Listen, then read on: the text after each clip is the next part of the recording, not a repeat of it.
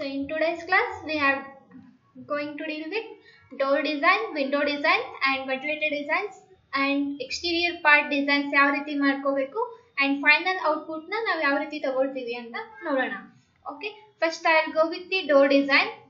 First I will create the door outside. Okay, so one door na ನಾವು outside place ಮಾಡಿ design ಮಾಡ್ಕೊಂಡ್ರೆ ಅದನ್ನ ನಾವು ಮಲ್ಟಿಪಲ್ ಪೊಸಿಷನ್ಸ್ ಅಲ್ಲಿ ಕಾಪಿ ಮಾಡ್ಕೊಂಡು ಹೋಗಬಹುದು. Okay,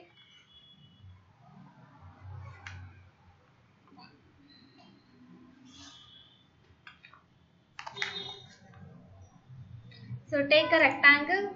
So door dimension ಏನಿದೆ ಅದನ್ನ ಸ್ಪೆಸಿಫೈ ಮಾಡ್ಕೊಳ್ಳಿ. 3 feet by 7 feet interior door dimension, right? So next frame offset, ಇದು complete door dimension ಕೊಟ್ಟಾಯ್ತು. 3 by 7, 3 feet by 7 feet. Next frame offset is 2 inches. Offset for frame is 2 inch.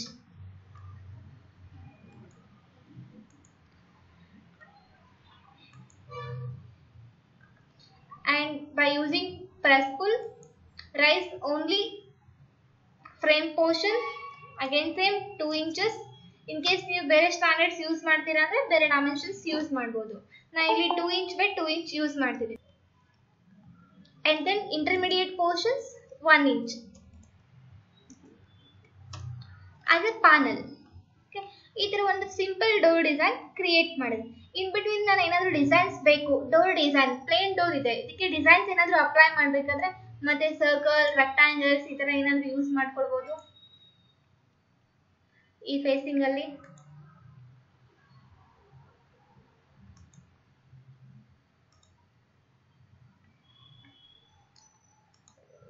Two D frame ಅಲ್ಲಿ ತಗೊಳ್ಳಿ.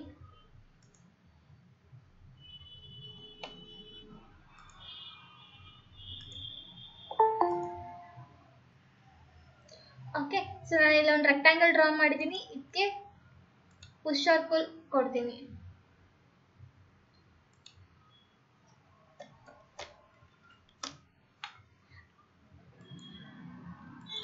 Realistic ನಮಗೆ ಈ ತರ design visibility ಇರುತ್ತೆ. So ಈಗ next design complete ಆದ್ಮೇಲೆ ಇದಕ್ಕೆ ಮಟೀರಿಯಲ್ ಅಪ್ಲಿಕೇಶನ್ ಮಾಡ್ಕೊಳ್ಬೇಕಾಗುತ್ತೆ. ಸೊ ನನಗೆ ಎಲ್ಲಾನು ಒಂದೇ ಕಲರ್ ಅಲ್ಲಿ ಇದ್ರೆ ಲುಕ್ ಚೆನ್ನಾಗಿರಲ್ಲ, material change ಮಾಡ್ಕೊಳ್ಬೇಕಾಗುತ್ತೆ.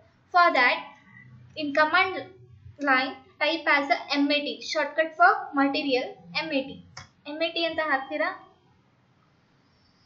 Material library open ಆಗುತ್ತೆ. ಸೊ ಡೋರ್ಸ್, ವಿಂಡೋಸ್, ವಾಲ್ಸ್ ಎಲ್ಲದಕ್ಕೂ ಮಟೀರಿಯಲ್ಸ್ ನಿಮಗೆ ಅಪ್ಲೈ ಮಾಡ್ಕೊಳ್ಳೋಕೆ ಒಂದು ಆಪ್ಷನ್ಸ್ ಇರುತ್ತೆ ಇಲ್ಲಿ.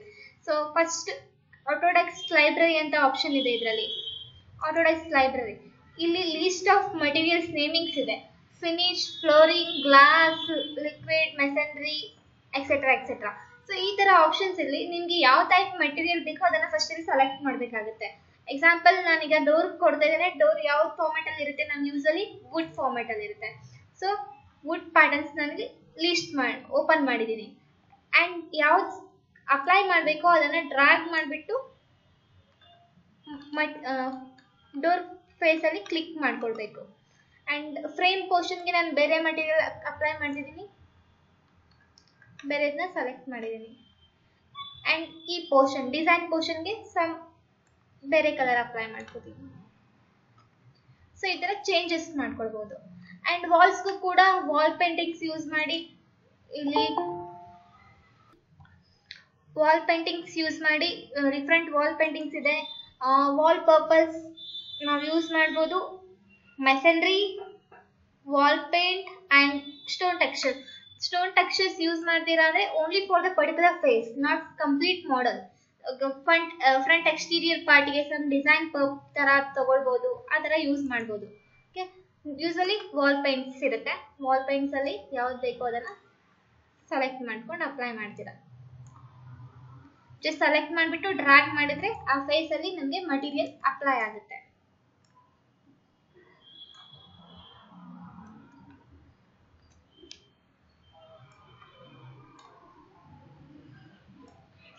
ಓಕೆ, ಈ ತರ ಎಲ್ಲದಕ್ಕೂ ಮಟೀರಿಯಲ್ಸ್ ಆಡ್ ಅಪ್ ಮಾಡ್ಕೊಂಡು ಹೋಗ್ತೀರಾ.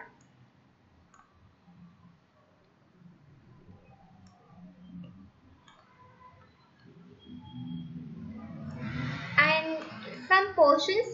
ಈಗ ನನಗೆ ಈ ಪೋರ್ಷನ್ ಅಲ್ಲಿ ನಾನು ಅಪ್ಲೈ ಮಾಡ್ತಿದ್ದೀನಿ ಅಂದ್ರೆ ಕಂಪ್ಲೀಟ್ ತಗೊಳ್ತಾ ಇದೆ, ಫ್ಲೋರಿಂಗ್ ಕೂಡ ತಗೊಳ್ತಾ ಇದೆ. But I want flooring separate material like marble or tiles ಈ ತರ ಅಪ್ಲೈ ಮಾಡಬೇಕಾಗಿರುತ್ತೆ. ಇದು ಕೂಡ ಫ್ಲೋರಿಂಗ್ ಜೊತೆ ಸೆಲೆಕ್ಟ್ ಆಗ್ತಿದೆ. So what to do? Right click ಕೊಡಿ, ನಿಮಗೆ ಒಂದು ಆಪ್ಷನ್ ಸಿಗುತ್ತೆ ಸಬ್ ಆಬ್ಜೆಕ್ಟ್ ಸೆಲೆಕ್ಷನ್ ಫಿಲ್ಟರ್ ಅಂತ. ಇದರಲ್ಲಿ ಫೇಸ್ ಅಂತ ಆಪ್ಷನ್ ಇರುತ್ತೆ. ಫೇಸ್ ತಗೊಂಡ್ರೆ ಪರ್ಟಿಕ್ಯುಲರ್ ಫೇಸಿಂಗ್ ಮಾತ್ರ ನಾವು ಸೆಲೆಕ್ಟ್ ಮಾಡ್ಬೋದು. ಓಕೆ, ಪರ್ಟಿಕ್ಯುಲರ್ ಫೇಸಿಂಗ್ ಸೆಲೆಕ್ಟ್ ಮಾಡಿದ್ರೆ ಡೈರೆಕ್ಟ್ಲಿ ಡ್ರ್ಯಾಗ್ ಮಾಡಿ ಅಪ್ಲೈ ಮಾಡೋಕ್ಕಾಗಲ್ಲ. ಇಲ್ಲೇ ರೈಟ್ ಕ್ಲಿಕ್ ಕೊಡಬೇಕು. ಮಟೀರಿಯಲ್ ಯಾವ್ದು ಅಪ್ಲೈ ಮಾಡಬೇಕಾಗಿರುತ್ತೆ ಅದ್ರ ಮೇಲೆ ರೈಟ್ ಕ್ಲಿಕ್ ಕೊಡ್ತೀರಾ, assign to selection. So this face will be applied. So ಈ ತರ ಯೂಸ್ ಮಾಡ್ತೀವಿ. ನೆಕ್ಸ್ಟ್ ಫ್ಲೋರಿಂಗ್ ಸಪ್ರೇಟ್ ಕಲರ್ ಕೊಡಬೇಕು. ಫ್ಲೋರ್ ಆಪ್ಷನ್ಗೆ ಹೋಗಿ ಫ್ಲೋರಿಂಗ್ ಮಟೀರಿಯಲ್ಸ್ ಇರುತ್ತೆ. In the floor material extra ನಾವು ವುಡ್ ಟೆಕ್ಸ್ಚರ್ಸ್ ಯೂಸ್ ಮಾಡ್ಬೋದು ಆರ್ ಸ್ಟೋನ್ ಟೆಕ್ಸ್ಚರ್ಸ್ ಯೂಸ್ ಮಾಡ್ಬೋದು. ಇಲ್ಲಿ ಇಷ್ಟೊಂದಿದೆ, ಯಾವ್ದು ಬೇಕು ಅದನ್ನು ಸೆಲೆಕ್ಟ್ ಮಾಡಿಬಿಟ್ಟು ಅಪ್ಲೈ ಮಾಡ್ಬೋದು.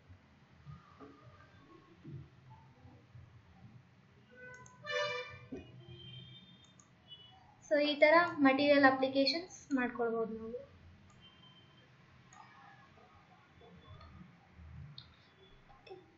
Then placing of door. Now we have created the door. I have to place in particular position. Okay, for that first I have to make it vertical. Vertical ಆಗಿ ಮಾಡ್ಕೊಳ್ಬೇಕಾಗುತ್ತೆ. Horizontal ಆಗಿ ನಾವು create ಮಾಡಿದ್ವಿ. Vertical ಮಾಡಬೇಕಾದ್ರೆ ಏನು tool use ಮಾಡ್ಬೋದು? Can you guess? ಇದನ್ನ vertical ಆಗಿ ಹೇಗೆ ಮಾಡ್ಕೋತೀರಾ? ಇನ್ ಲಾಸ್ಟ್ ಕ್ಲಾಸ್ ನಾನು ಹೇಳಿದೆ 3D rotate. 3D rotate select ಮಾಡ್ತೀರಾ. in vertical axis, that is red is a vertical axis, select ಮಾಡಿಬಿಟ್ಟು exactly straight ಆಗಬೇಕಂದ್ರೆ 90 degree values ಕೊಡ್ತೀರಾ and copy it to door opening position.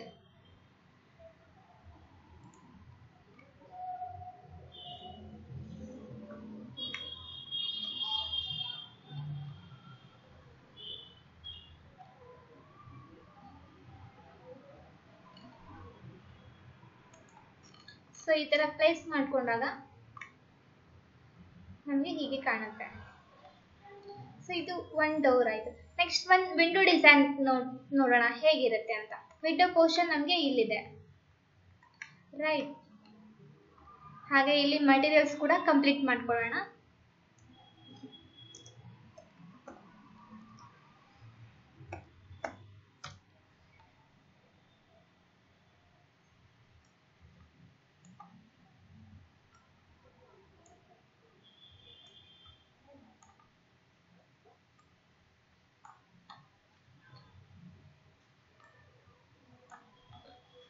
Okay, so now for creating window, again take the rectangle of size of window opening ಏನು specify ಮಾಡಿರ್ತೀರಾ ಆ size ಒಂದು rectangle draw ಮಾಡ್ಕೋತೀರಾ. ನನ್ನ ಹತ್ರ 4x4 window size ಇದೆ, so that ನಾನು 4x4 window rectangle draw ಮಾಡಿದ್ದೀನಿ. Next offset ಬೇಕು for frame offset 2 inch. So door ಆಗಲಿ ವಿಂಡೋ ಆಗಲಿ ಫ್ರೇಮ್ ಮಾತ್ರ ಇದ್ದೇ ಇರುತ್ತೆ. So frame offset 2 inch. And intermediate strips use ಮಾಡ್ತೀವಿ. ಗ್ಲಾಸ್ ಬರಬೇಕಾದ್ರೆ ಮಿಡಲ್ ಒಂದು ಸ್ಟ್ರಿಪ್ ಕ್ರಿಯೇಟ್ ಆಗುತ್ತೆ. For that I draw one single line in between. Okay, then next offset and intermediate strip ಕೂಡ ನಮಗೆ 2 inch ಅಲ್ಲೇ ಬರಬೇಕು. ಅಂದರೆ ನಾನು ಸೆಂಟರ್ ಲೈನ್ ಡ್ರಾ ಮಾಡಿದ್ದೀನಿ, ಅದಕ್ಕೋಸ್ಕರ 1 inch ಆಫ್ಸೆಟ್ ಮಾಡ್ತೀನಿ ಅಂಡ್ ಸೆಂಟರ್ ಲೈನ್ ರಿಮೂವ್ ಮಾಡ್ಕೋತೀನಿ. ಸೊ ಇದು ಕೂಡ 2 inch ಆಯಿತು. ಓಕೆ, ಸೊ ನಾನು ಜಸ್ಟ್ ಒಂದು ಸ್ಟ್ರಿಪ್ ಇನ್ ಬಿಟ್ವೀನ್ ಯೂಸ್ ಮಾಡಿದ್ದೀನಿ. ಇಫ್ ವಿಂಡೋ ಸೈಜ್ ಜಾಸ್ತಿ ಇದೆ ನೀವು 2 divisions 3 divisions ಆಗಿ ಕನ್ವರ್ಟ್ ಮಾಡ್ಕೊಳ್ಬೋದು. ಜಸ್ಟ್ 4 feet ವಿಂಡೋ ಇರೋದ್ರಿಂದ ನಾನು ಜಸ್ಟ್ ಸೆಂಟರ್ 1 ಮಾತ್ರ ಪ್ರೊವೈಡ್ ಮಾಡಿದ್ದೀನಿ. ಓಕೆ, ಸೊ ನಾವು again use press pull, frame 2 inch and center portion also 2 inch.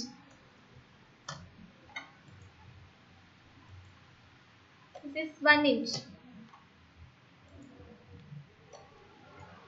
Panel portion 1 inch. So ಇವಾಗ materials ಹೇಗೆ ಅಪ್ಲೈ ಮಾಡ್ಬೋದು? Frame, wood and panel portion as a glass.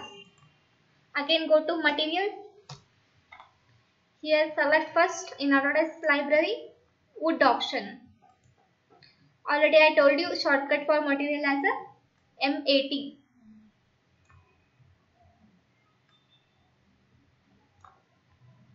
Okay. Again in Autodesk library, select glass options. ಇಲ್ಲಿ number of different patterns of glass ಇದೆ. Select ಮಾಡಿ and click ಮಾಡಿ. ಯಾವ್ದು ಬೇಕೋ ಅಲ್ಲಿ ಕ್ಲಿಕ್ ಮಾಡ್ತೀರಾ. ಸೊ ನಾನು ಇಲ್ಲಿ ಎರಡಕ್ಕೂ ವೈಟ್ ಅಂತಾನೆ ಕೊಡೋಣ. ಈ ತರ ಇರುತ್ತೆ.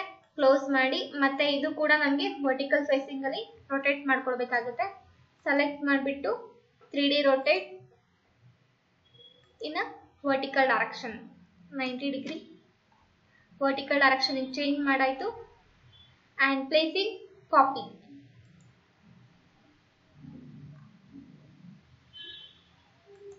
Copy with the midpoint. ನಮಗೆ ಇಲ್ಲಿ ಕೂಡ ಮಿಡ್ ಪಾಯಿಂಟ್ ಸಿಗುತ್ತೆ. ಈ wall mid point, right? Exactly ಈ ತರ mid point to mid point place ಮಾಡ್ಕೋತೀರಾ. ಐ ಗೆಸ್ ಸ್ವಲ್ಪ ಕ್ರಾಸ್ ಆಗಿದೆ. ಇನ್ನೊಂದ್ಸರಿ ರೊಟೇಟ್ ಮಾಡೋಣ.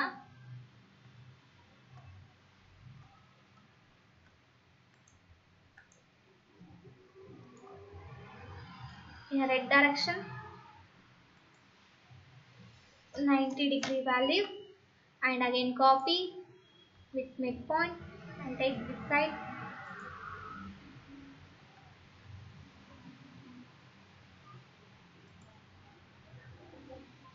ಈ ಕಡೆನ place ಮಾಡ್ಕೊಂಡಿರ್ತೀನಿ.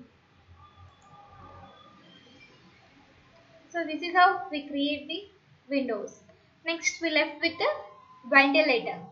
For ventilator, just frame and glass portion ಕೊಟ್ರೆ ಸಾಕು.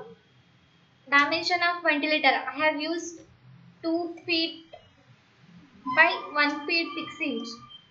ನಾನು ಯೂಸ್ ಮಾಡಿರೋ ಡೈಮೆನ್ಷನ್ 1 feet 6 inch.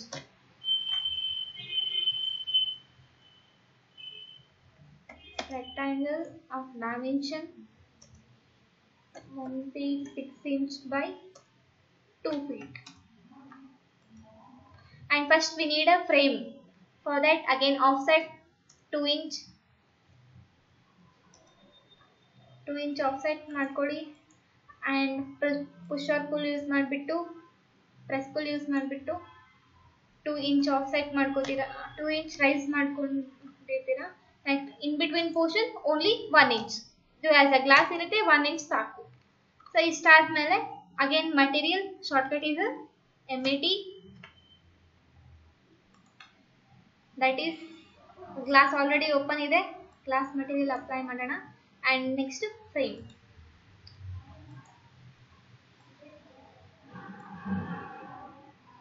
so ಇಷ್ಟ ಅರ್ಥ ಆಗ್ತಿದೆ ಅಲ್ವಾ? ಇನ್ ಕೇಸ್ ಏನಾದರೂ ಡೌಟ್ಸ್ ಇದ್ರೆ at the last class end ಅಲ್ಲಿ ಡೌಟ್ಸ್ ನ ಕೇಳಬಹುದು.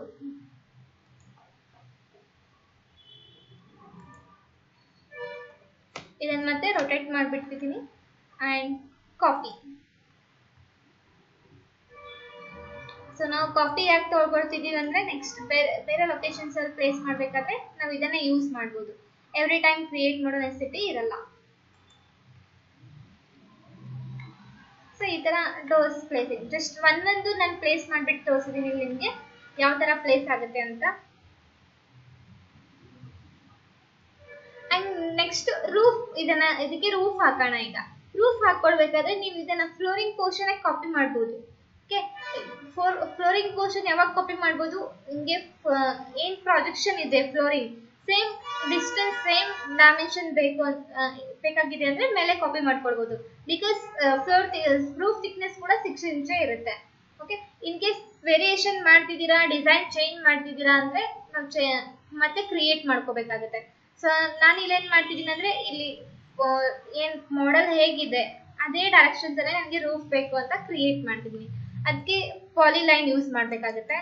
ಪಾಲಿಲೈನ್ ವಿತ್ ಎಂಡ್ ಪಾಯಿಂಟ್ಸ್ ಸರೌಂಡಿಂಗ್ ಈ ತರ ಲೈನ್ ಕನೆಕ್ಟ್ ಮಾಡ್ಕೊಂಡು ಬರ್ತೀರಾ.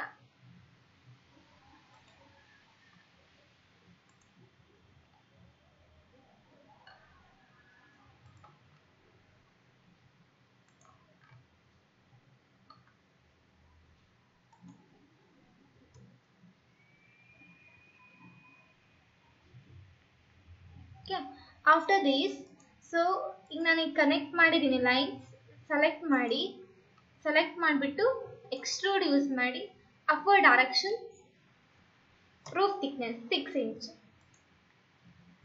ಸೊ ಈ ಥರ ಕ್ರಿಯೇಟ್ ಆಗುತ್ತೆ. ಇದಕ್ಕೆ ಮಟೀರಿಯಲ್ ಬೇಕಂದ್ರೆ ಚೇಂಜ್ ಮಾಡ್ಬೋದು, ರೂಫ್ ಮಟೀರಿಯಲ್ ಏನಾದರೂ ಸ್ಪೆಸಿಫೈ ಮಾಡ್ಬೋದು.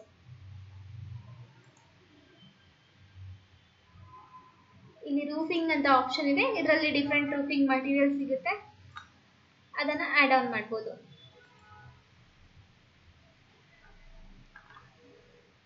So after work you can remove surrounding extra works.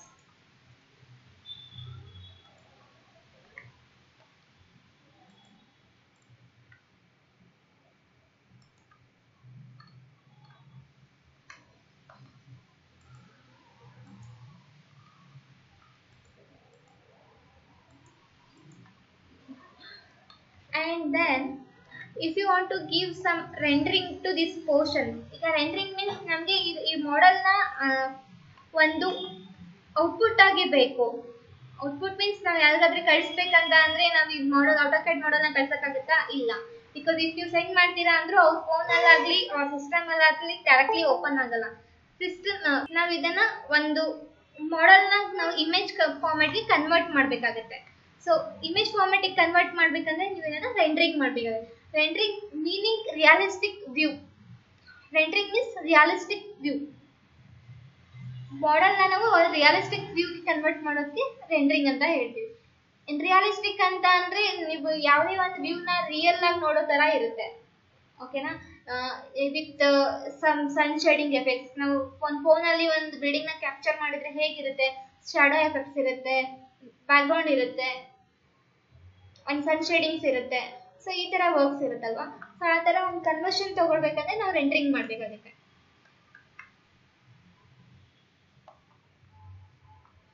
Okay, so for rendering type as a render preset. Render presets ಅಂತ ಹೋಗ್ತೀರಾ. In this size, different sizes ಇದೆ ಇಲ್ಲಿ. ಸೈಜ್ ನೀವು ಎಷ್ಟು ಜಾಸ್ತಿ ಕೊಡ್ತೀರಾ ಅಷ್ಟು ಕ್ಲಾರಿಟಿ ಇರುತ್ತೆ, ಕಡಿಮೆ ಕೊಟ್ರೆ ಅಷ್ಟು ಕ್ಲಾರಿಟಿ ಇರಲ್ಲ. ಅಂಡ್ ದೆನ್ ಇನ್ನೊಂದು ಸೈಜ್ ಜಾಸ್ತಿ ಕೊಡ್ತೀರಾ ಅಂತಂದ್ರೆ ಟೈಮ್ ಕೂಡ ಜಾಸ್ತಿ ಕೊಡ್ತೀರಾ ರೆಂಡರಿಂಗ್ ಕಂಪ್ಲೀಟ್ ಆಗೋಕ್ಕೆ. ಓಕೆನಾ? ಎಕ್ಸಾಂಪಲ್ 1920x1080 ಫುಲ್ HD ಅಂತ ಇದೆ, ಇದು ಹೈಯೆಸ್ಟ್ ಇರೋದು. ಸೊ ಇದು ಕಂಪ್ಲೀಟ್ ತಗೊಳ್ಬೇಕಂತಂದ್ರೆ ಟೈಮ್ ಹೋಗುತ್ತೆ. It may be 1 hour, 1.5 hour or 45 minutes, 2 hours, depends on the system capacity. System ಎಷ್ಟು ಸ್ಪೀಡ್ ಆಗಿರುತ್ತೆ ಅಷ್ಟು ಬೇಗ ಆಗುತ್ತೆ, ಇಲ್ಲ ಸ್ವಲ್ಪ ಸ್ಲೋ ಇದೆ ಅಂದ್ರೆ ಲೇಟ್ ಆಗುತ್ತೆ. Okay, so for that you have to set the rendering size as you required. Okay, then current presets ಇಲ್ಲಿ ಲೋ, ಮೀಡಿಯಂ, ಹೈ ಅಂತ 3 ಆಪ್ಷನ್ಸ್ ಇದೆ. ಸೊ ಫೈನಲ್ ಕೊಡ್ಬೇಕಾದ್ರೆ ಹೈ ಅಂತ ಕೊಡಿದ್ರೆ ಕ್ಲಾರಿಟಿ ಚೆನ್ನಾಗಿರುತ್ತೆ. After setting these two things, click on render option.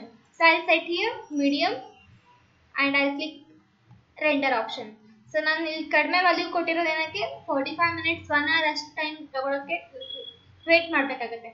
So ನಾನು minimum value ಕೊಟ್ಬಿಟ್ಟು ನಿಮಗೆ ಹೇಗೆ ವರ್ಕ್ ಆಗುತ್ತೆ ಅನ್ನೋದು ಇಂಟ್ರೊಡ್ಯೂಸ್ ಮಾಡ್ತೀನಿ.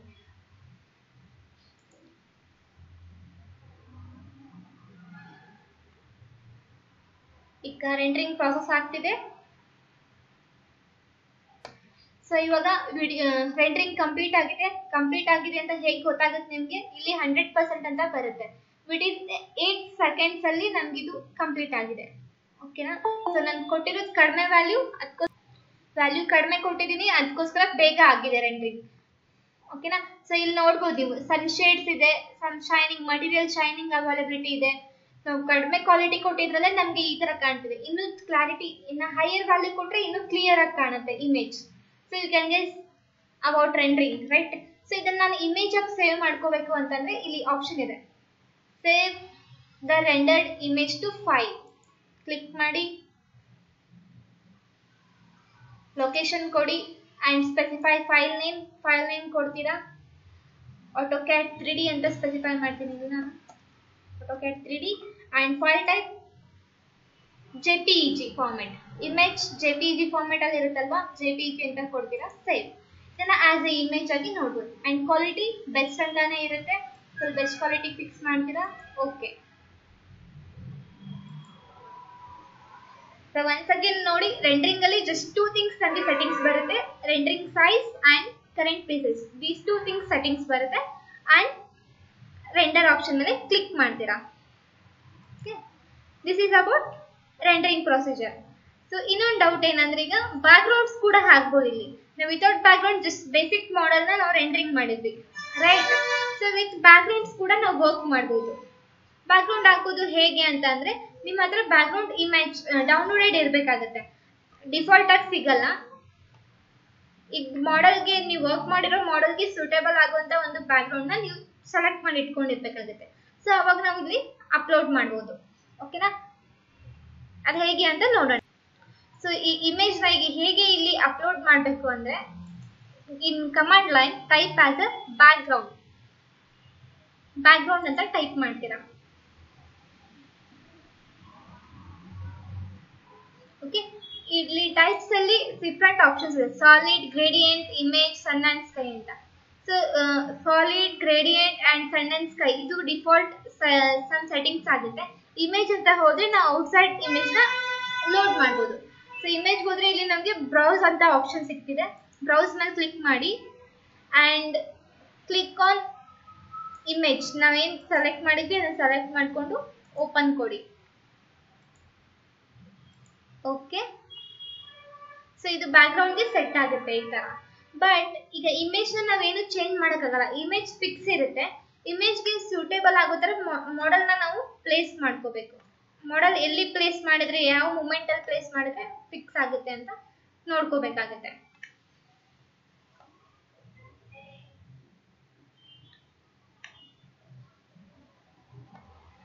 ಝೂಮಿಂಗ್ ಎಷ್ಟು ಬೇಕು, ದೊಡ್ಡದಾಗ್ಬೇಕಾ, ಚಿಕ್ಕದಾಗ್ಬೇಕಾ, ಇದ್ರ ಪ್ರಕಾರ ಸೆಟ್ ಮಾಡ್ಕೊಳ್ಬೇಕಾಗುತ್ತೆ. ನೇಚರ್ಗೆ ಸೂಟೇಬಲ್ ಆಗೋ ತರ ಮಾಡೆಲ್ ಫಿಕ್ಸ್ ಆಗ್ಬೇಕು. ಓಕೆ, ಅಂಡ್ ಆಫ್ಟರ್ ದಿಸ್ ಈಗ ಇಲ್ಲಿ ಹೇಗೆ ಫಿಕ್ಸ್ ಆಗಿದೆ ಅನ್ನೋದು ಇಂಪಾರ್ಟೆಂಟ್ ಅಲ್ಲ, ರೆಂಡರಿಂಗ್ ಚೆನ್ನಾಗಿ ಕಾಣ್ತಿದ್ಯಾ, ಪ್ಲೇಸಿಂಗ್ಸ್ ಕರೆಕ್ಟ್ ಆಗಿ ಬಂದಿದ್ಯಾ ಅಂತ ಚೆಕ್ ಮಾಡ್ಬೇಕಾಗುತ್ತೆ. ಸೊ ಕೆಲವೊಂದ್ಸರಿ ಏನಾಗುತ್ತೆ, ಇಲ್ಲಿ ಕರೆಕ್ಟ್ ಆಗಿ ಕಾಣುತ್ತೆ, ರೆಂಡರಿಂಗ್ ಅಲ್ಲಿ ಡಿಸ್ಪ್ಲೇಸ್ ಆಗಿರುತ್ತೆ. ಸೊ ಒನ್ಸ್ ರೆಂಡರಿಂಗ್ ಅಲ್ಲಿ ಕೂಡ ಚೆಕ್ ಮಾಡ್ಕೋಬೇಕು. Again I am going to rendering preset options, render presets.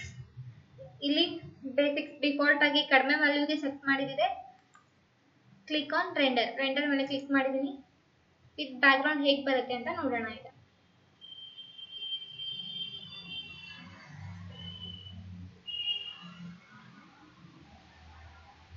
C, so ನಾವಲ್ಲಿ ಪ್ಲೇಸ್ ಮಾಡಿ ಕರೆಕ್ಟ್ ಆಗಿತ್ತು, ಬಟ್ ಇಲ್ಲಿ ಅರ್ತ್ಗೂ ಮತ್ತೆ ಮಾಡೆಲ್ಗೂ ತುಂಬಾ ಡಿಫ್ರೆನ್ಸ್ ಅಲ್ಲಿ ಇರೋ ತರ ಕಾಣ್ತಿದೆ. ಸೊ ಮತ್ತೆ ಇಲ್ಲಿ ಅರೇಂಜ್ಮೆಂಟ್ ಮಾಡ್ಬೇಕಾಗುತ್ತೆ. ಇಲ್ಲೇನ್ ಮಾಡ್ಬೇಕು, ಸ್ವಲ್ಪ ಕೆಳಗೆ ಶಿಫ್ಟ್ ಮಾಡ್ತೀರಾ, ಅಗೇನ್ ರೆಂಡರ್ ಕೊಡ್ತೀರಾ.